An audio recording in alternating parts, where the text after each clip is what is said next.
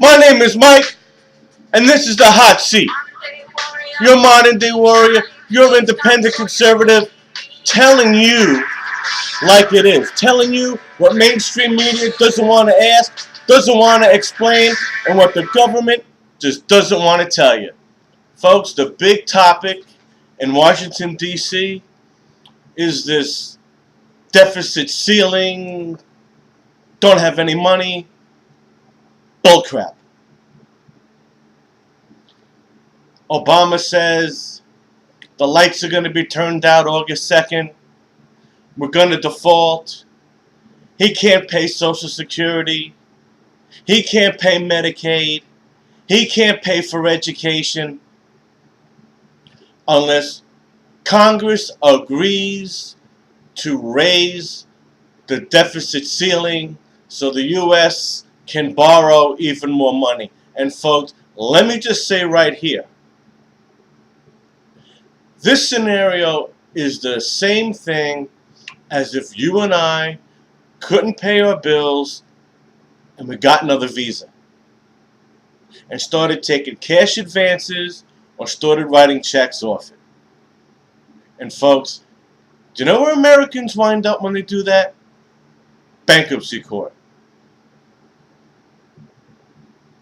I say, screw the ceiling, screw the borrowing, and just take it on the chin. Like Ron Paul said in 2007, 2008, don't do the stimulus package. Let the companies default and let the recovery begin. And that's why we're sinking deeper and deeper into despair. But what's very interesting is that once again, President Obama, and I use the term loosely, lies again.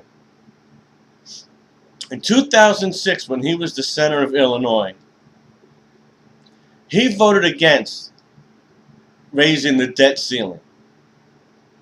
Senator Obama said, and I quote, "The fact that we are here today to debate raising America's debt limit is a sign of leadership failure," he said on March 16, 2006. Leadership means that the buck stops here. Which is what I just said. Instead, Washington is shifting the burden of bad choices today onto the backs of our children and grandchildren. As I have said in earlier hot seats, America has a debt problem and a failure of leadership. Americans deserve better. I therefore intend to oppose the effort to increase America's debt limit. End quote. So I find it interesting that he calls GW's regime a failure in leadership. Well, then, what is his leadership? It's a big fat F. That's what it is. In a recent article, I just want to read you some stuff here.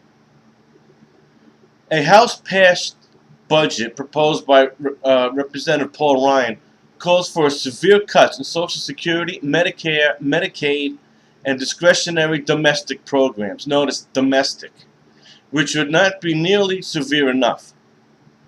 Accounting for population changes, the 16.7% limit would mean slashing Social Security and Medicare well below the levels contemplated by the bipartisan Simpson-Bowles Fiscal Commission. An inspection and cutting discretionary spending by half or more.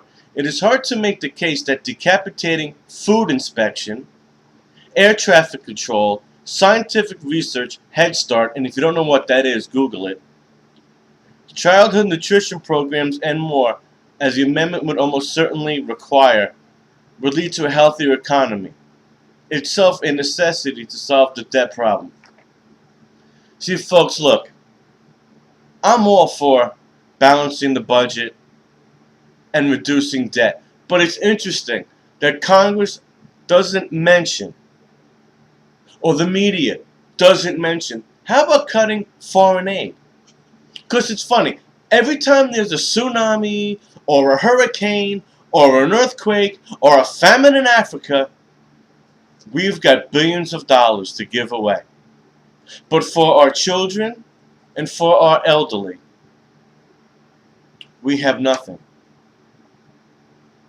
That's real interesting. Folks, you want to fix problems?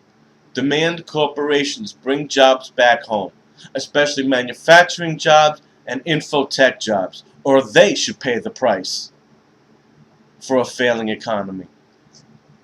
The so-called Gang of Six, which is 3 jackasses and 3 elephants. They propose making just 3 tax brackets instead of the now present 6 brackets. But what they don't explain is what incomes constitute going into these brackets. Right now, we have the lowest at 10% and the highest at 35%. Their new proposal is to cap off the highest tax bracket at 29. If you or your family make over 175 grand, you're now paying 34%. That means, folks, the rich will have a cap of 29%. The poor are basically going to stay the same because that bracket is 8 to 12%. Well, what's the difference between 8 and 12? 10. The middle class, if you're paying 100 grand, you're making 100 grand, you're in the 28% tax bracket.